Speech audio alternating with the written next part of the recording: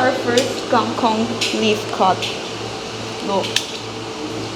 POV ng mga bagger sa grocery store. Welcome to the jungle. We're here at Kangkong King's factory in Malabon City. Today's episode will be more on experiential and educational type 1 because we're going to be in the shoes of our factory workers. I'm going to be an intern for a day. This is so thrilling for me because I'm going to experience firsthand how our chips are made.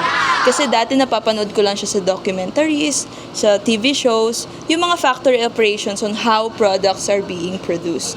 But now, I finally get to be part of the action and make them myself. So, let's transform into our factory uniform.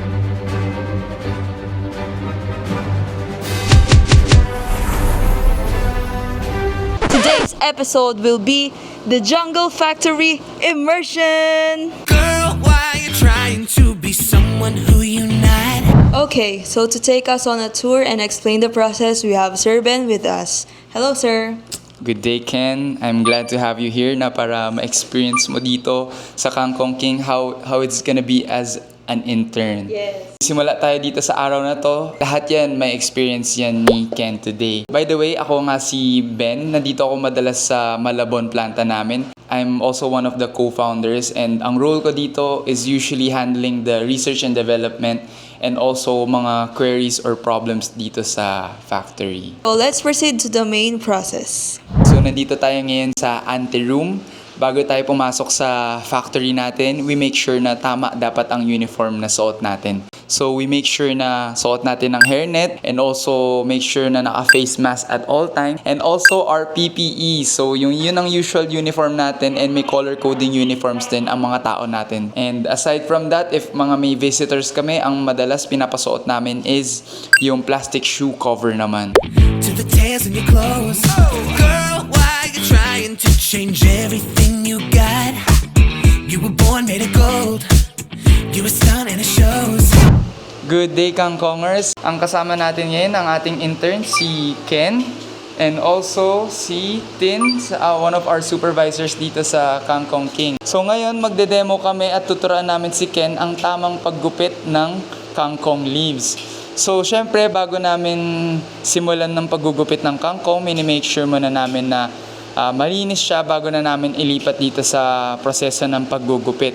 So ano ba ang tamang paggugupit ng kangkong? So pagdating sa dahon, may standard kami na minimum length na 3 inches tapos width na 2 inches naman. We make sure na lahat ng mga damaged leaves na hindi na siya kasama. Meron tayong reject na pag sobrang dilaw na yung kangkong, considered as reject na siya. Another kind of reject, pag marami ng butas and damaged na, kino-consider na rin namin siyang reject. Sa pinakandong. So sa paggugupit, make sure nyo na lang na halos na hindi nyo na masama yung stems sa pagtatanggal sa paggugupit ng kangkong leaves. This is our first kangkong leaf cut. Look. Woo! So, it brings us back sa episode 1, no? If napanood niyo yung The Great Kangkong Cut-Off. Actually, madali lang naman mag-cut. Pero kung nasa relay game tayo, parang baka matalo.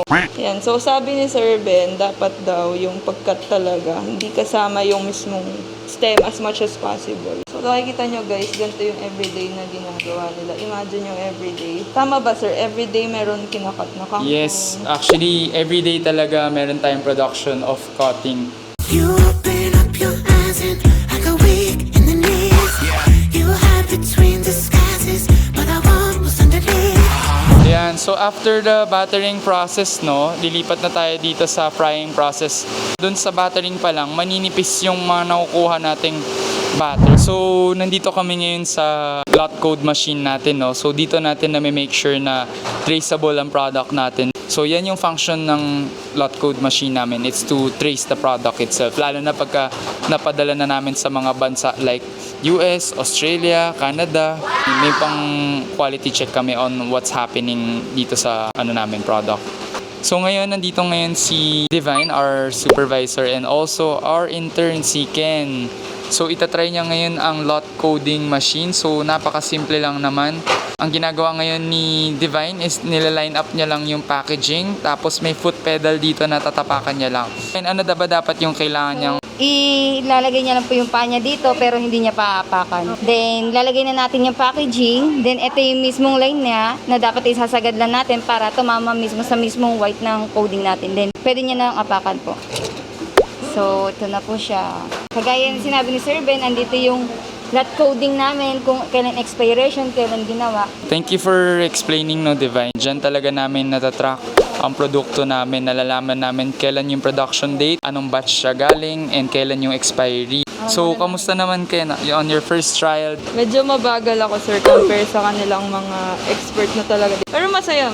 Sobrang satisfying po niyang gawin. So, kapag na-master na to, na everyday ito yung ginagawa mo, mas magiging mabilis na rin yun. So, minsan si Divine in the zone na yan, no? Dire-diretso na yan tumapak pagka hindi siya ginugulo. Ngayon, ginugulo siya ni Ken, eh. So, ngayon, nandito na tayo ulit sa packing area naman, no? Mini-make sure na ngayon ni Ken na tama yung number of grams per packaging natin bago natin idadala sa next process na isi-seal na at ilalagyan na ng nitrogen. So, per pack natin, nasa 60 grams naman po. As you can see, maganda talaga yung quality ng bawat dahon natin. Hindi siya sobrang kapal, sakto lang yung nipis niya para pagkakagat hindi siya sobrang tigas. Kumbaga, crispy and crunchy lang siya. Every chips na lumalabas sa atin ay consistent at crispy and crunchy. Yon. Our flavor today is barbecue. So, sir, may question lang po ako. Paano nyo po ina-assign per flavor or paano nyo nalalaman kung ano yung flavor na dapat gawin for today? So, the week before na nagsisimula yung week namin, no, nagkakaroon na kami ng mga forecast for the week kung ano yung mga gagawin namin. Like, for example, ngayon Wednesday, barbecue na yung naka-forecast. The whole day, barbecue na yung ginagawa namin. Or minsan depende, we do 2 times production na may halong salted egg or minsan salted egg and original. Depende talaga kung what's in our demand and ano yung order ng mga resellers and our customers natin. So, ilan po ba ang flavors ng kangkong chips natin? We have 9. The latest flavor that we have is yung sinigang flavor na recently lang din lumabas. And Ano po sa tingin nyo yung madalas sa pinakamarami flavor na nagagawa nyo? usual, ang one of our best sellers talaga, no, is salted egg, pati yung original and barbecue. Yan yung mga madalas na nasa production. Recent traction na nakukuha namin is yung sinigang flavor. Siyempre, Filipino yan. Sinigang, favorite ko rin yan. So, yan din yung mga orders na madalas na dumadami na ngayon sa recent productions namin. So, dito sa packing area, mini-make sure natin siya na nakaseal na siya na maayos and also flushed with nitrogen. Nitrogen, yan yung one of the reasons na bakit tumatagal ang kangkong chips natin. So, let's go for the first trial. Yan, as you can see, Ito yung masasabi kong I can do this all day kasi ang satisfying niya, sir, gawin.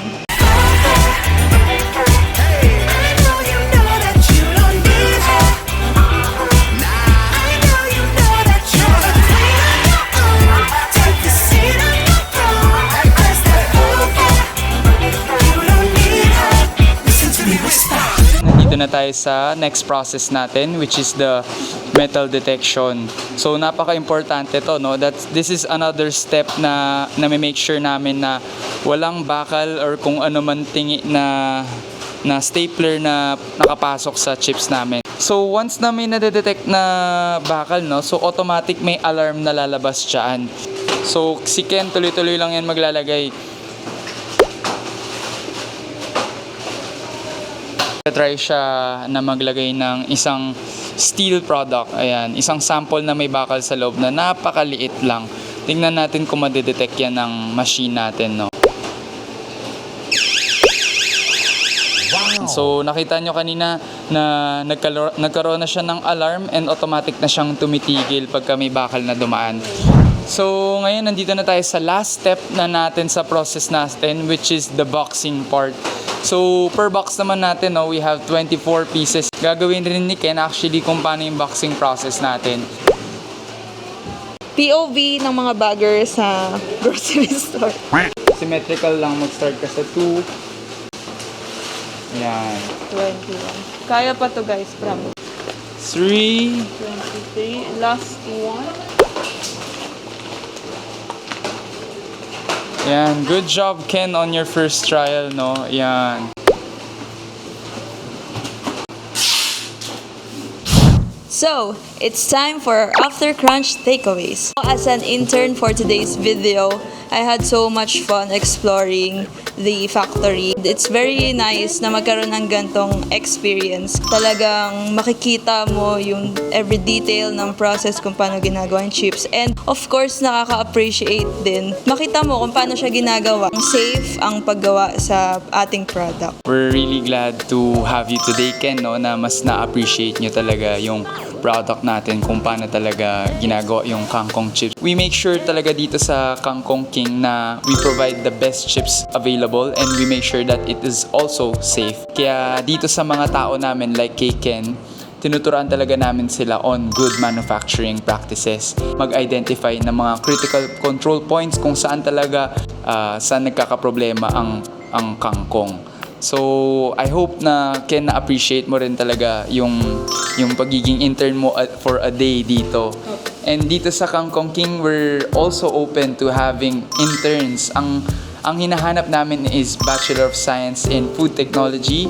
So, if ever there's someone who's interested, you can join our team. Marami ka for sure matututunan from our company. And we're also open to learn from you guys then. So, yeah, join the team. And we're also open to marketing and social media field. So, if you're someone na gusto malaman kung paano natin minamarket si Kangkong King and even producing contents, so mag-apply na kayo for internship at marketing department.